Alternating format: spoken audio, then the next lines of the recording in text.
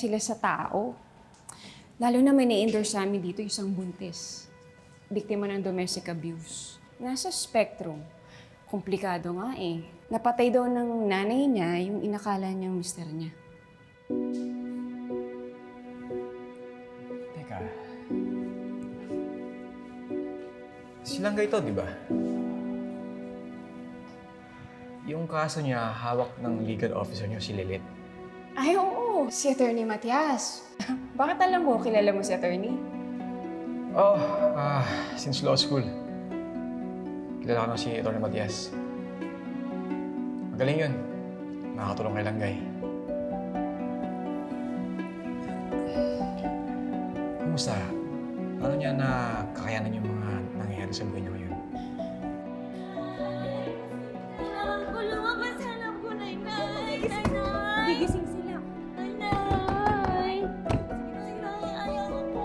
Nay! Balik na tayo sa bed!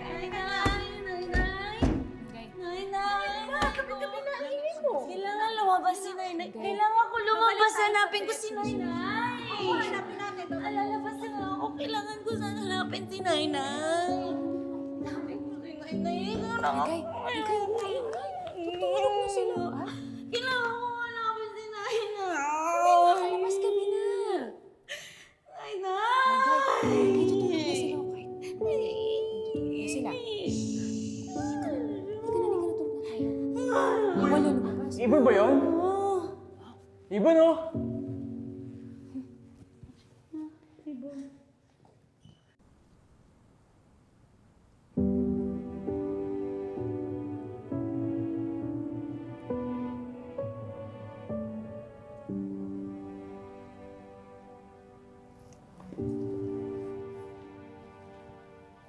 Ibon yan, di ba?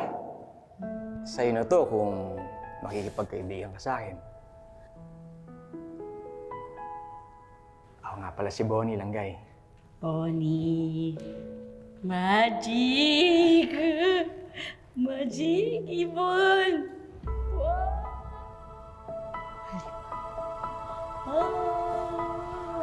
Alam mo ba kung bakit nasa loob ng bahay niyan yung ibon na yan?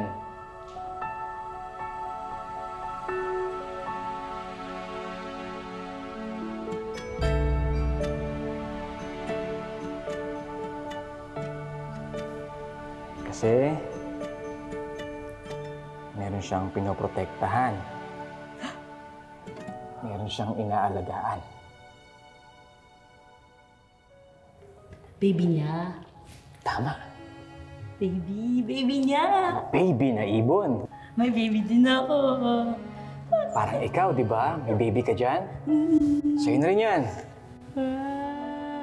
Kaya kung mag-stay ka sa labas, at makarating ka sa kalsada, delikado, baka mapahamak ang baby mo.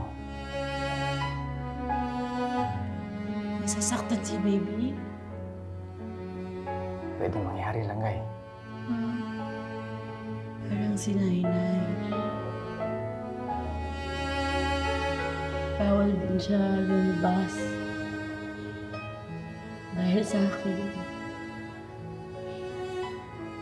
Yung araw, gabi, my son, my moon. Mag-isa, Nainay. Kawawa, Nainay. Kawawa, Nainay. Kasalanan ko. Kasalanan ko.